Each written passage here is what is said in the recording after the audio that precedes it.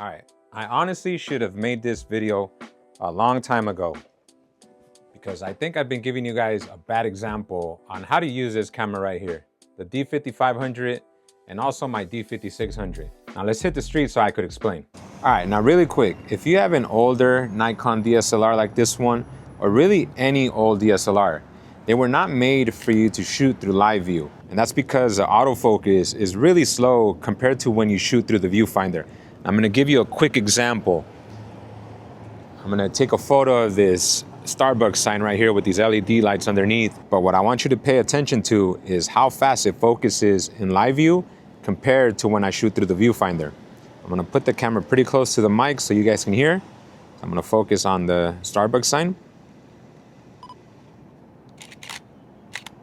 I'm gonna switch it to the viewfinder, same thing.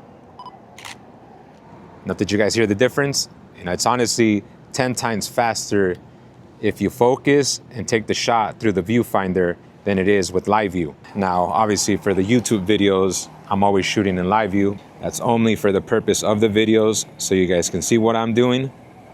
Because if I wasn't making a YouTube video, I would be using the viewfinder. Try to get this reflection shot. Very nice. Yeah, that was actually really dope. Let me get it again. Yeah, I am my 18 mil.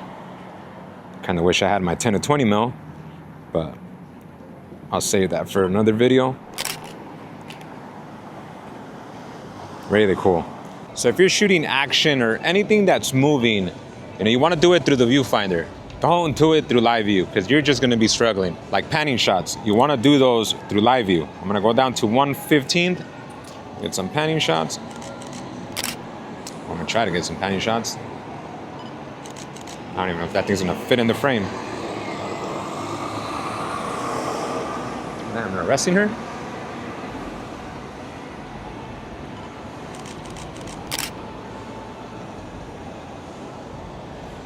Nice, that one's pretty clean. Check the other ones. Ooh, that one's dope.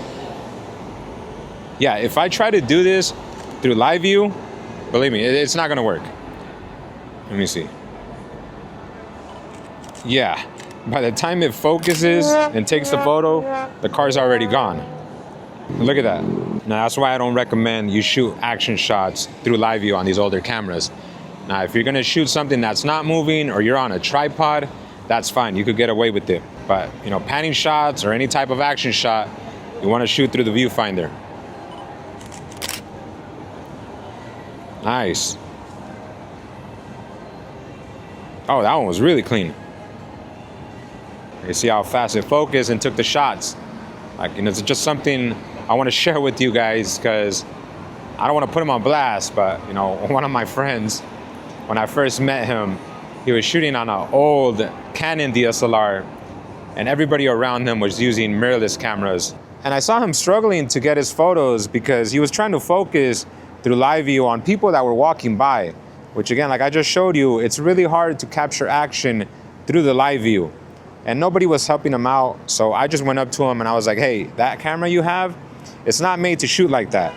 Get out of live view and try to get that same shot through the viewfinder, and you're gonna see how much easier it's gonna be for you to get your photos when you do it that way instead of trying to capture focus through the live view. Now, if I wouldn't have told him that, he would have just been struggling all night to get his photos, and he'd probably end up hating his camera. But that's where you gotta really be careful, because that's where you get into that mindset of like, oh, my camera sucks because it can't take photos the way my friend's camera does. So, I need a better camera so I can take dope photos. But that's not how it works. Like, this is why I say you need to learn everything about the camera you have, its weaknesses, its strengths, and use that to your advantage. Just because I can't take action photos with this camera in live view doesn't mean it sucks, because I could get those shots through the viewfinder. And that's why I always say, if you want to get good at this, you gotta go out and shoot as much as possible. I know I sound like a broken record, but there's really no other way that you're gonna get good at photography. You gotta go out and shoot and really master your camera. Don't give up on it just because it can't do certain things. And yeah, it's gonna get frustrating at times. Believe me, I went through all that. There was so many times where I was like, you know what? This camera sucks. I need a better camera so I could take better photos. I'm really glad I didn't sell this camera right away, because I feel like, you know, mastering this camera made me a better photographer. Because if I could take panning shots, handheld long exposure shots with this camera, you know, once I got my mirrorless camera, like, it was a cakewalk. Like, honestly, using the mirrorless camera feels like a cheat code. And I said that in my first video I did with that camera. Like, I was doing handheld long exposures pretty much with one hand. Like, that's how easy it is. But I wouldn't have been able to do that if I didn't have this camera and really put in the work to learn everything about my camera. All right, so I hope you guys found that video useful, but most importantly, I hope it inspired you to go out and shoot with whatever camera you have. Because nowadays, it's really easy to get caught up into the hype of new camera gear with everything that you see on social media, but don't fall into that trap. You know, instead, focus on learning everything you can about the camera you already own. And like I said, you're gonna do that by going out and shooting as much as possible. Really put in the time and effort to learn everything about your camera.